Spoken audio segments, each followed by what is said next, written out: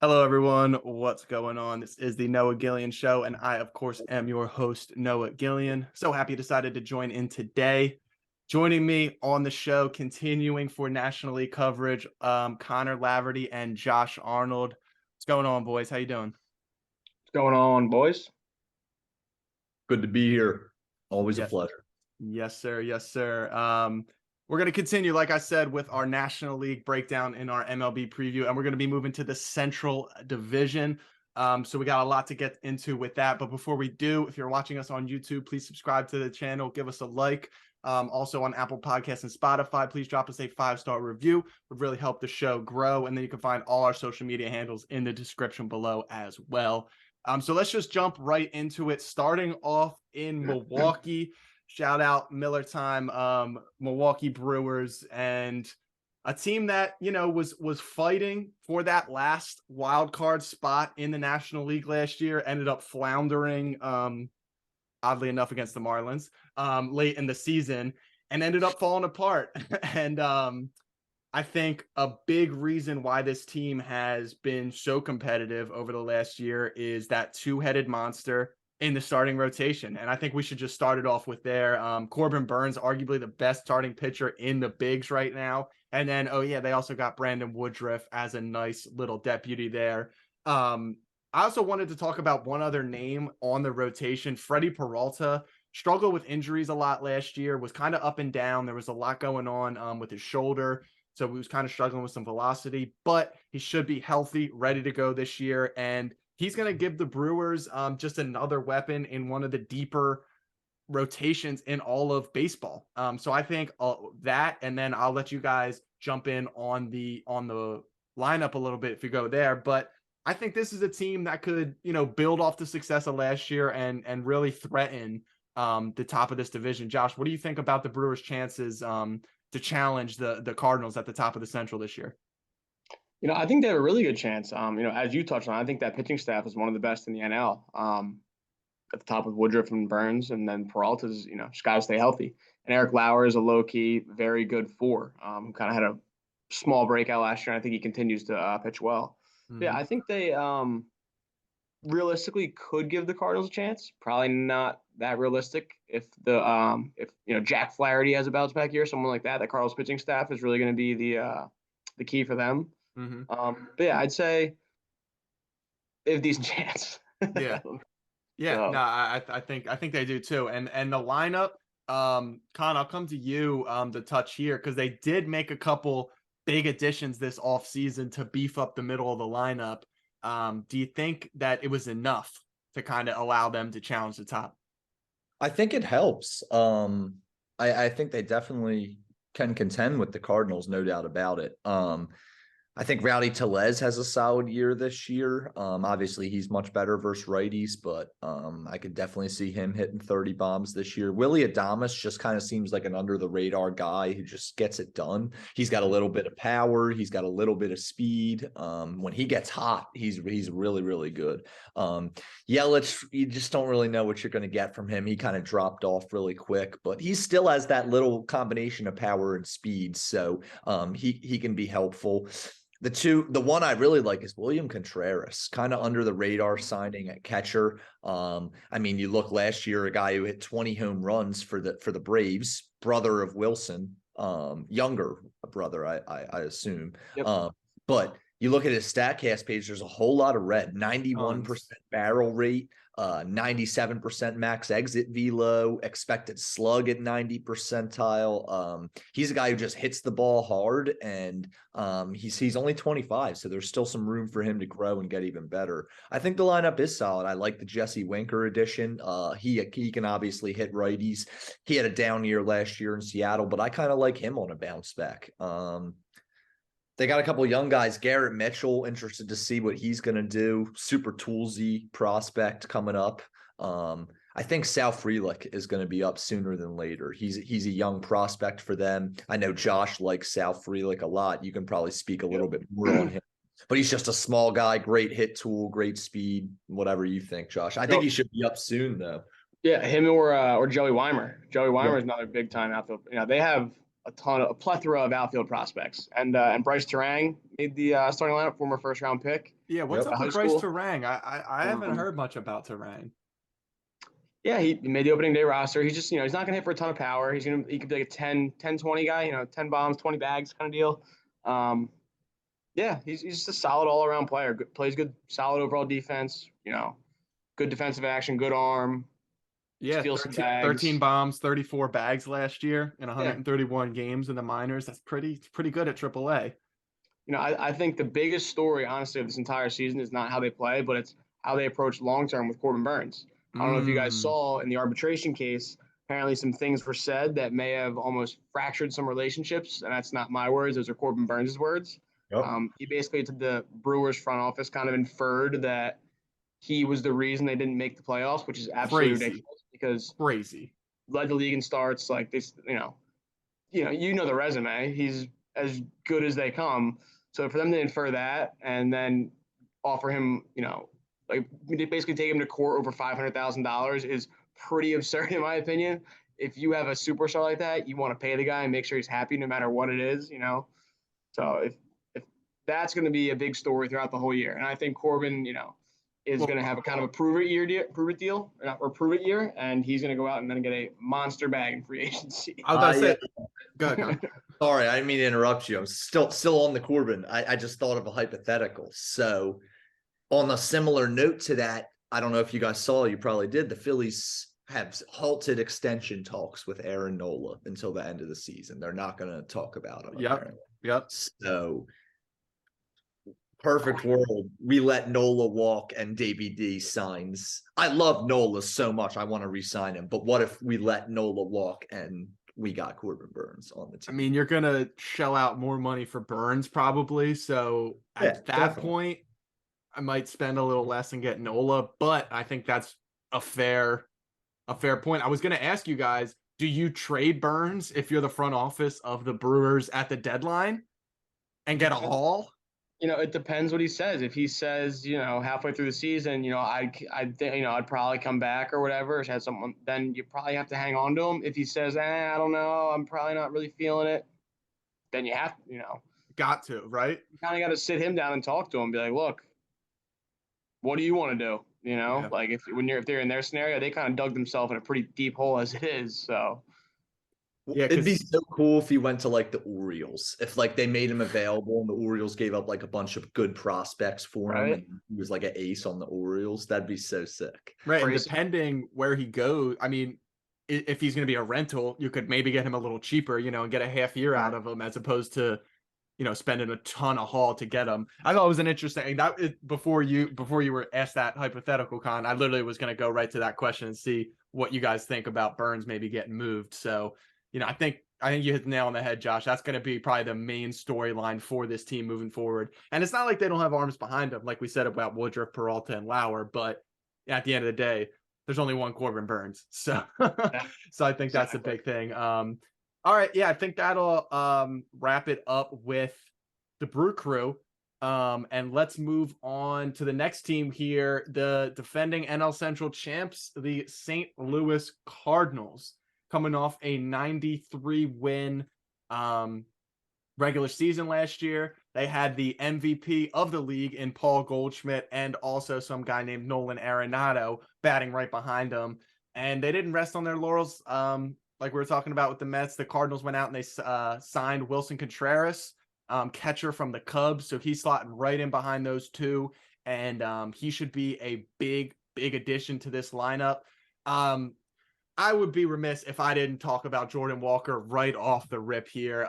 This kid is going to be an absolute monster. We talked about him on the prospects episode a little bit. And I think this is just the right thing to do if you're the Cardinals. You know what I mean? It's like if you're really, Dylan Carlson, I think we all kind of like Dylan Carlson for the player that he is. But at the same time, he's kind of swinging a pool noodle up there, if we're being completely honest. Like his pop has not really been as advertised. And I think when you got a specimen like Jordan Walker waiting in the wings, I think you got to let him go. And I think it's important that he quote unquote won the job this spring. You know what I mean? Like he didn't just like get gifted the opening day roster. Like he balled out in this spring against good competition too. Like obviously some of it was against those quad one players or whatever, sometimes right outside the majors, but he did a lot of work against major league pitching too. So the length of this lineup just got a lot better.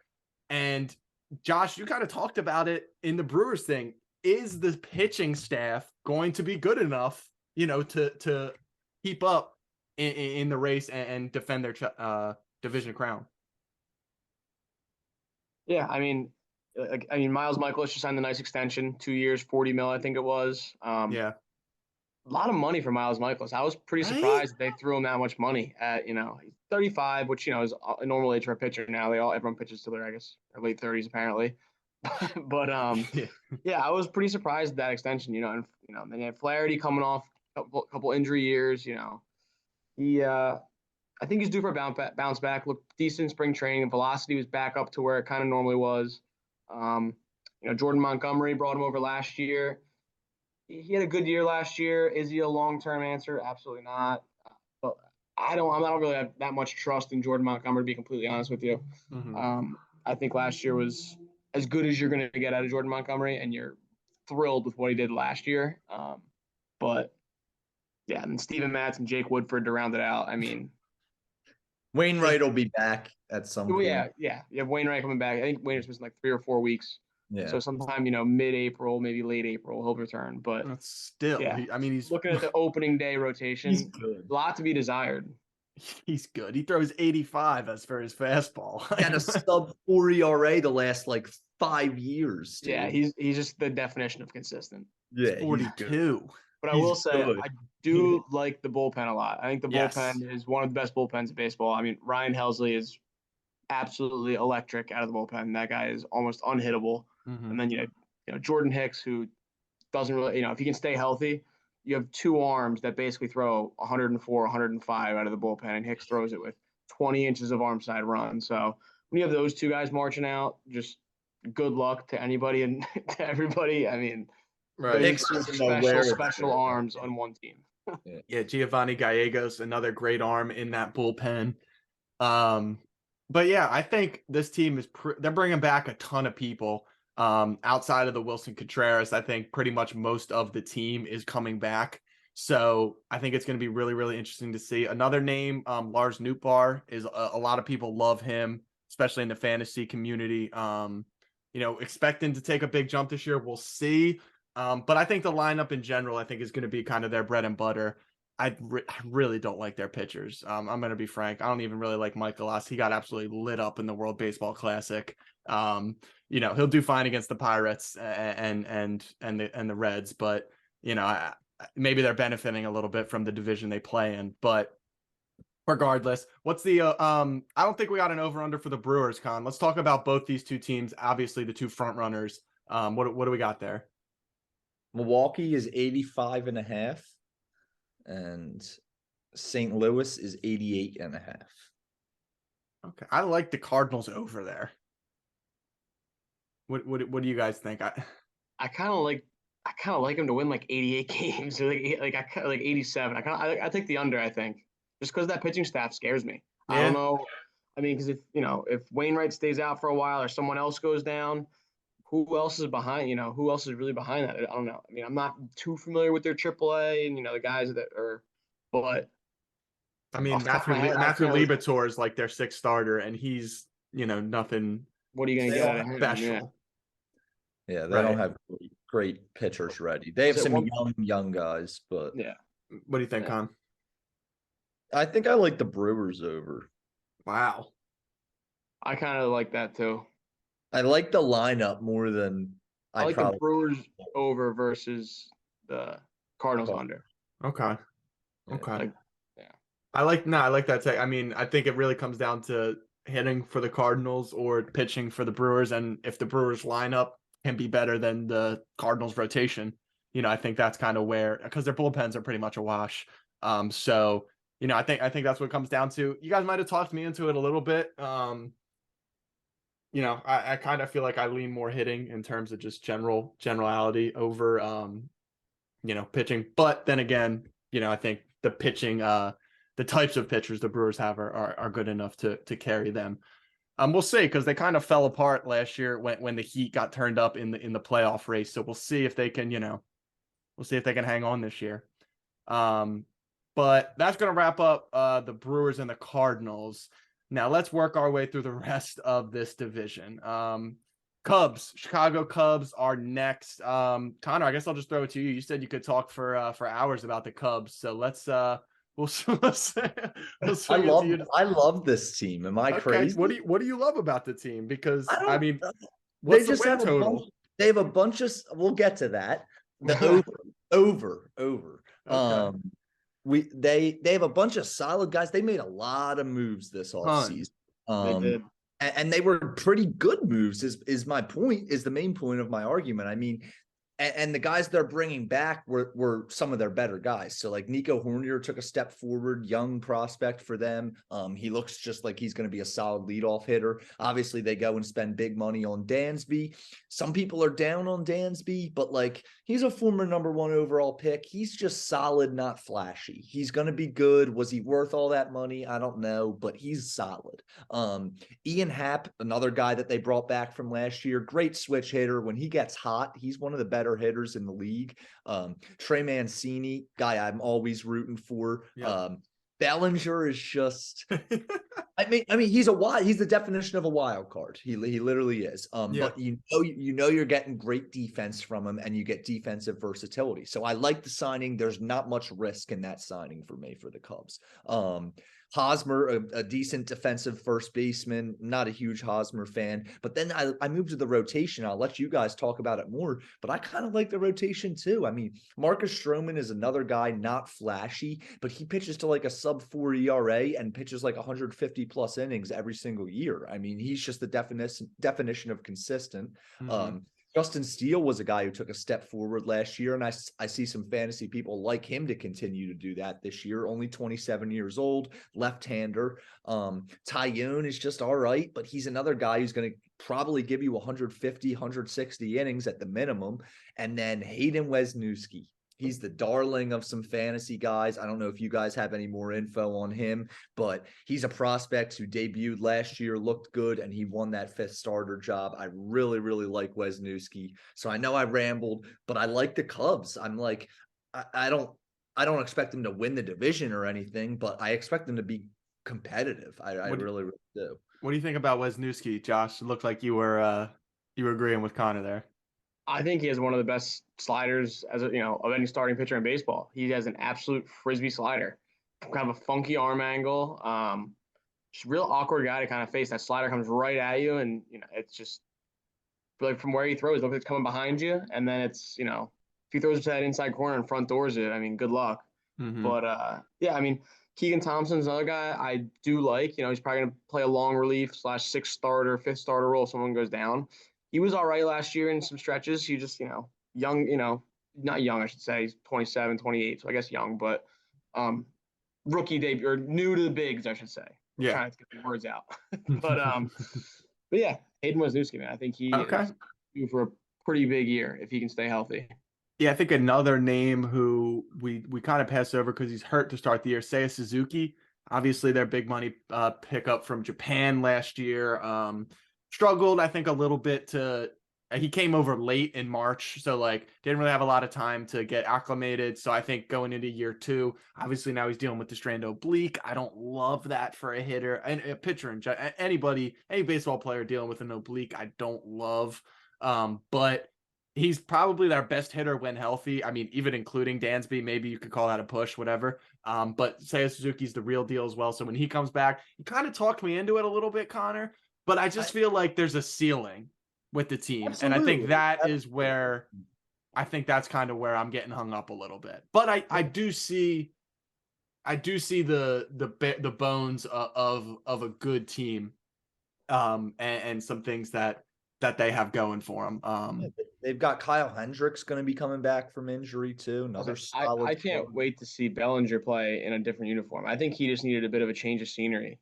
And not saying he's going to come out and be an MVP again, but I think I don't think he's going to hit 200 or 210 or whatever he hit last year. I think he just needed to change of scenery, kind of maybe get some inconsistent at bats, because when he went cold, they just kind of not gave up on him, but gave up on him. So I'm excited to see him in a new spot for sure. Yeah, I definitely think They're definitely ahead of these bottom two teams, which we'll get to. But I just don't know if they have quite enough firepower to contend at the top there. They still got some young guys who can contribute. Christopher Morel's down in the minors, but he could come up. Brennan Davis is another guy who, a lot of people love, could get some action this year, maybe next year. So there's some things to like. I think I'm a little bit higher than them than when we started talking about them. What's the win total you got, Con? 77.5. I like that. Over. Yep. Okay. Over. Heads up, who has more wins, Orioles or the Cubs? Orioles. Because they have the same. I think they have the same over under. Orioles. Yeah. What do you think, All over the Orioles. Mr. Cub over there? The Orioles pitching scares me. Kyle Gibson's their opening day starter. Stud. That's the only thing holding me back. I like the Cubs pitching a lot more than I like the Orioles pitching, and the Cubs are in a weaker division, so I'm going to say the Cubs. I'm going to take the Cubs. I love the Orioles, but I'm going to say the Cubs. Yeah. All right, I'll break the tie. I'm going to go with the Orioles. But let's move on now from the Cubs, and we'll wrap up real quick with the NL Central with the two last teams. The Pirates, we'll start with the Pittsburgh Pirates. Probably, maybe have the most fun player in the division in O'Neal Cruz is going to be leading off. He's going to get everyday plate appearances. I'm just amped up to watch him play. I think he's going to be just a monster. I actually like this lineup a little bit more than I thought I would. You got O'Neal Cruz leading it off, Brian Reynolds. We'll see if he gets dealt. Lying. Huh? I said stop lying. Do you hear me? I'm trying to paint a positive picture. Let me paint it for you. Because Brian Reynolds, I think we all like Brian Reynolds. He's a good player. If he gets traded, we'll see what happens there. But they bring back franchise icon Andrew McCutchen. He's gonna hopefully be healthy and hitting that 3-hole. They went out and they acquired G-Man Choi. Say what you will. He's gonna be a batting cleanup, so whatever. I love Cabrian Hayes. I've kind of been a big believer in him. He's also lifting the ball a lot more. He put on a lot of muscle this offseason, so he's kind of been known as this slap hitter, average guy. But if he can add some power, he's already got one of the best gloves in the entire bigs, bar none. So I think if he kind of develops into it a little bit more, that could be a big boost for the lineup. But I think it really comes down to the top two, top three, O'Neal, Brian Reynolds, and Andrew McCutchen. We'll see what happens there. Also, under the radar name, Cannon Smith and Jigba, brother of Ohio State wide receiver Smith and Jigba, who's going to be drafted this year, Jackson Smith and Jigba. So just great genes there. You got to love that. And he's going to probably be a large side platoon in right field, probably with Connor Joe. So I don't know. I think there's a little bit of optimism here in terms of the lineup, in terms of the rotation. I don't love what I'm saying. I'm just going to be flat out honest. I'll swing it to you guys. Is there what else do you guys like on this team, or if there's anything else you want to talk about with some of the hitters that I mentioned, definitely feel free to jump in. It has finally it has to be the year of freaking Mitch Keller, man. Every single year I hear Mitch Keller this, Mitch Keller that. Mitch Keller's gonna have a breakout year. Mitch Keller was at Tread Athletics throwing 100 in his bullpen. He's throwing 102 now. He's got a new cutter. He's got a new slider. It has to. He looked decent. He looks okay in spring training. It has to be the year of Mitch Keller. I've been hearing it for 5 years. And with the mentorship of Dick Mountain, Rich Hill, I think he's going to have a pretty good year.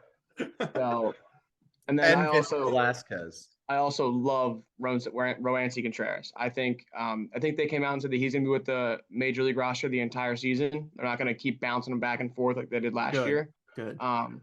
So then they have two pretty solid back end bullpen guys. David Bednar, who's arguably one of the better closers in baseball, had a really good year last year, and then Will Crow, who's sneaky.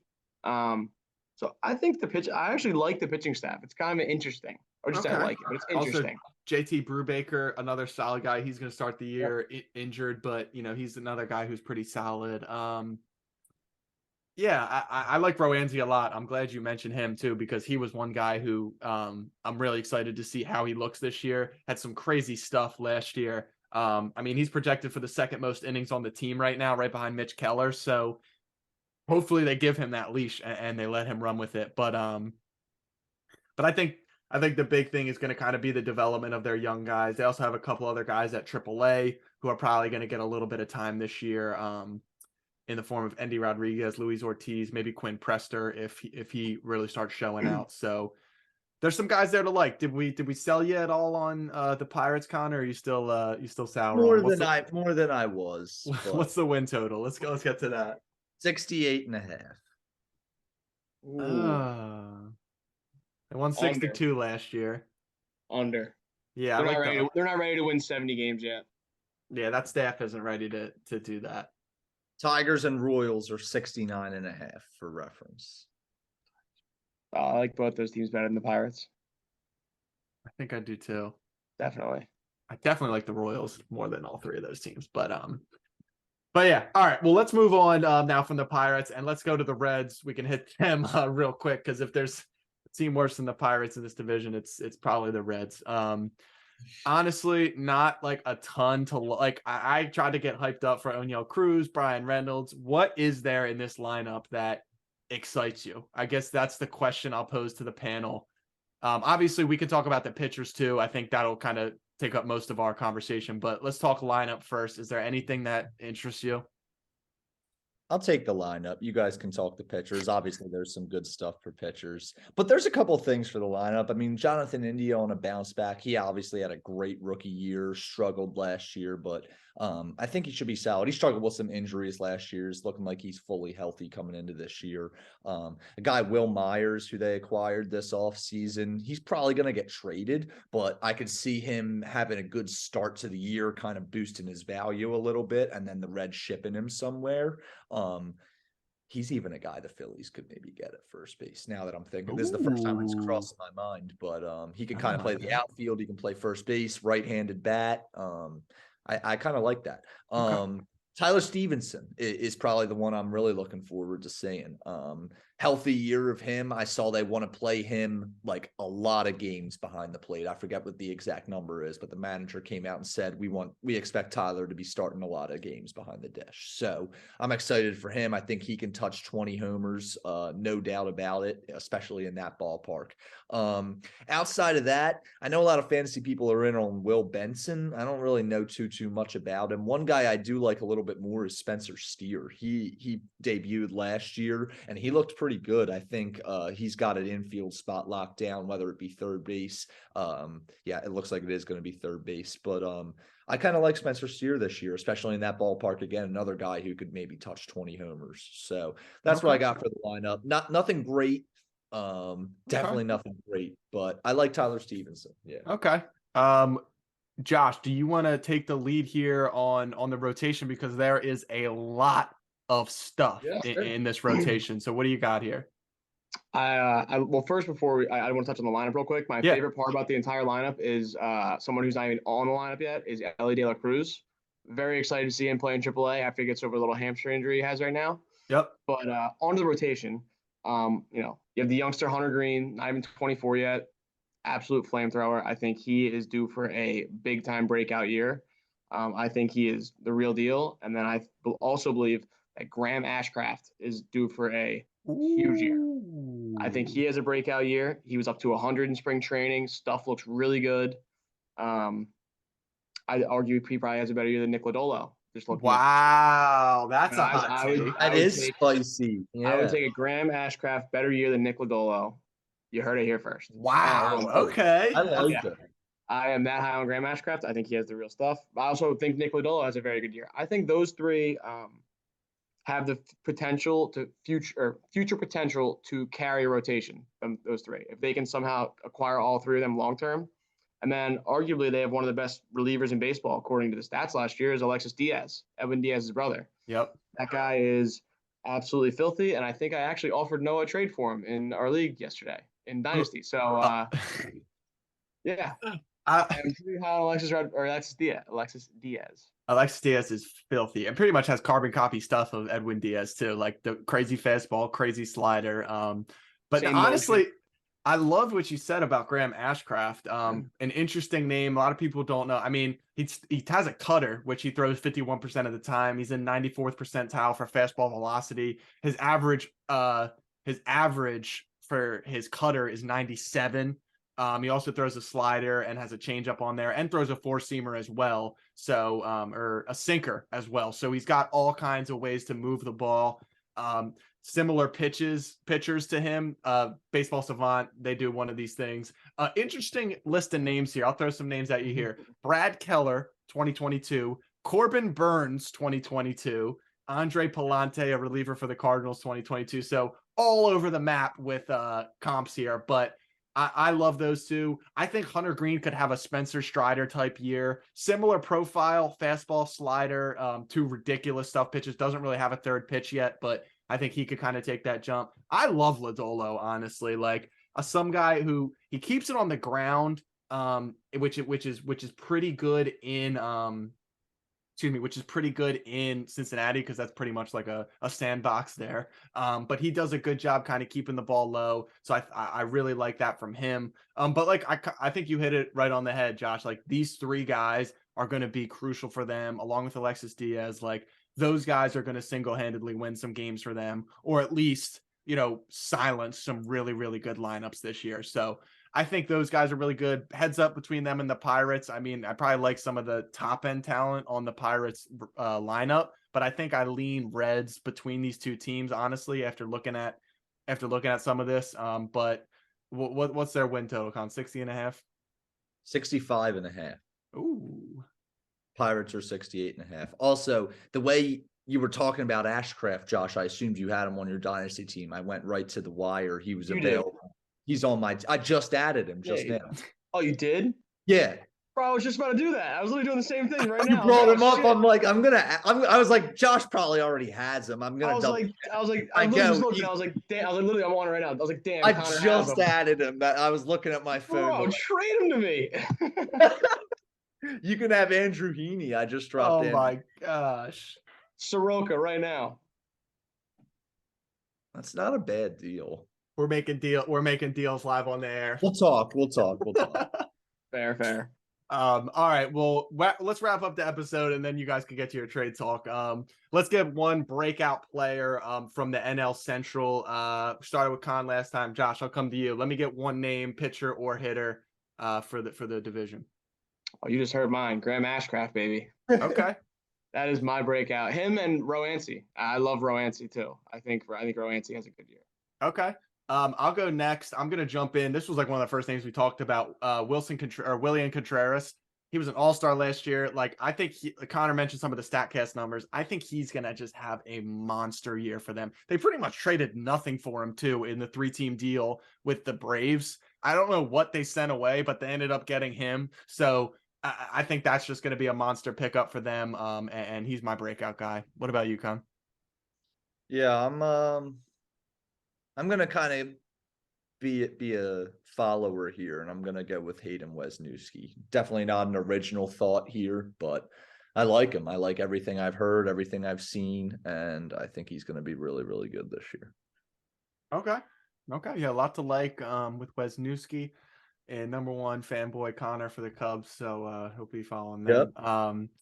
But yeah, that'll wrap up our NL Central talk. And we'll get out of here on that note. So like I said, that's going to wrap up the show today. Definitely check the description below for all our social media handles. Give a 5-star review if you're listening. Subscribe if you're watching on YouTube. Thank you guys all for tuning in, and we'll see you next time.